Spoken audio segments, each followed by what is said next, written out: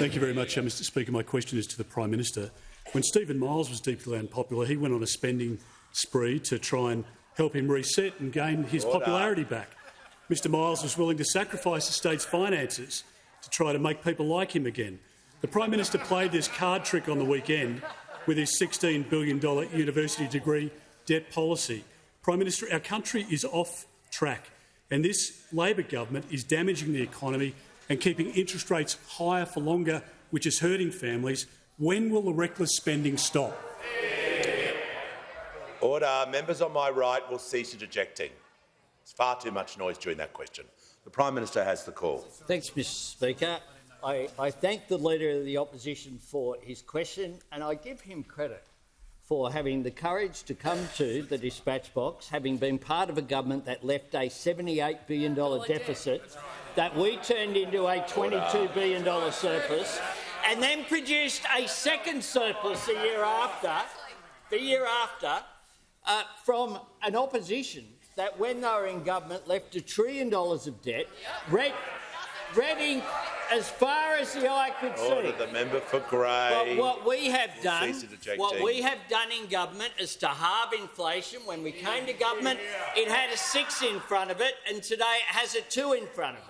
And we've done that while we've created on our watch 1 million jobs. The first time that has ever happened by any government in any term since Federation. At the same time, we've got real wages increasing. They've increased by more since we came to government than occurred under their previous 9 long years.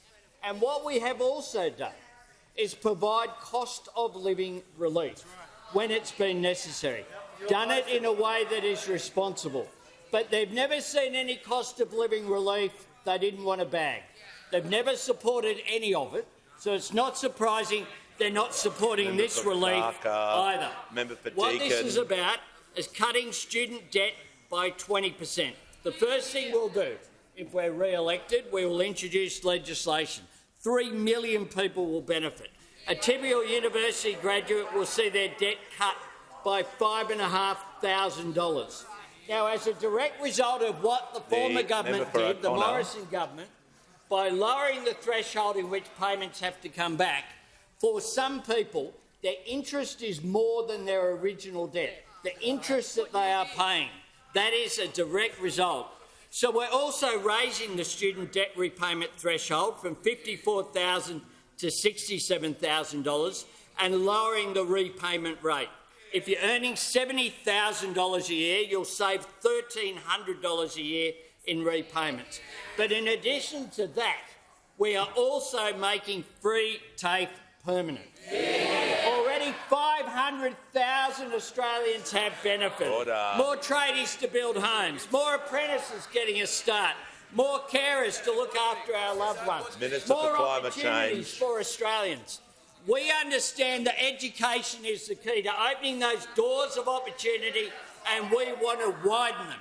That's what this government's about, and I'm proud of the announcements that we made over the last few days. And over the coming days and weeks and months, there'll be more about what our second-term agenda looks like. The Prime Minister's time has concluded.